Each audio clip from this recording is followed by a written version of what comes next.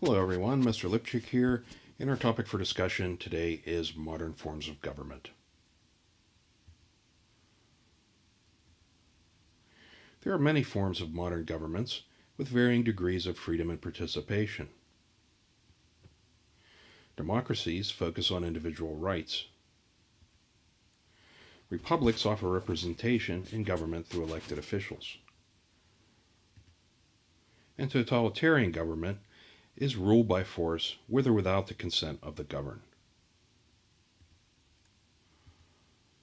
In our government, the first 10 amendments to the Constitution are known as the Bill of Rights. Some states would not ratify the Constitution unless a promise was made to include the Bill of Rights. These rights correspond to many of the English common law traditions that the colonists were accustomed to.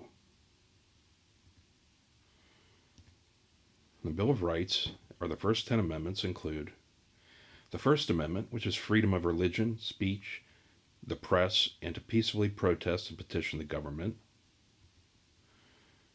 Second Amendment, which is the right to keep and bear arms. Third Amendment, which is the right to refuse to billet soldiers in your home. Fourth Amendment, which is a rule against unreasonable searches and seizures. The Fifth Amendment, which prohibits double jeopardy, that is, you cannot be tried twice for the same crime, and prohibits you from being called as a witness against yourself. The right to an attorney is the Sixth Amendment, to confront hostile witnesses and to present your own witnesses if you're accused. The Seventh Amendment ensures a trial by jury for civil lawsuits. The Eighth Amendment prohibits cruel and unusual punishments. The Ninth Amendment states that people have rights that are not listed in the Constitution. And the 10th Amendment states that the states retain powers not given to the federal government in the Constitution. The Bill of Rights has had to be defended many times in court. It was incorporated into state laws after the Civil War. In 1868, the 14th Amendment was the first added to specify a state's obligations. Civil rights refers to the freedoms and benefits guaranteed to the people by law or tradition.